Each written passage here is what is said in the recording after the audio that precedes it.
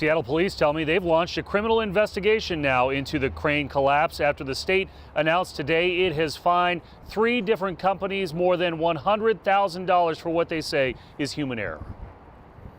Seattle's growth has led to a skyline dotted with cranes, and last April, one of them came crashing down to earth. They did not review the manufacturer's procedures. Today, the state's Department of Labor and Industries laid out their 6-month investigation, noting how the crane disassembly went so wrong. As they were attempting to remove it, it became stuck. The 2 iron workers remaining on the top, despite the fact winds were picking up, and crews below began removing all the pins which held the tower crane together. Nearly 50 pins and sleeves were removed. It meant that when a strong gust whipped across South Lake Union, there was nothing to keep that tower in place. When that wind impacted the tower crane, it allowed too much stress to be placed on the sides of the tower. The state fined GLY Construction, Northwest Tower Crane, and Morrow Equipment for their roles.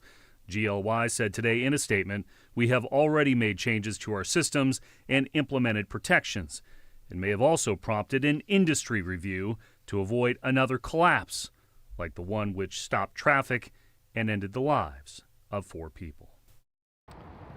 L&I said during the course of the investigation, they found the premature removal of pins was becoming commonplace in the construction industry and issued a nationwide hazard alert back on June the 11th. Morrow was fined the most of any of the companies at $70,000 because the state said today they committed a willful act, a willful violation. All 3 of those companies do have a chance to appeal. That's the story for now. Live in Seattle, Chris Daniels, King 5 News.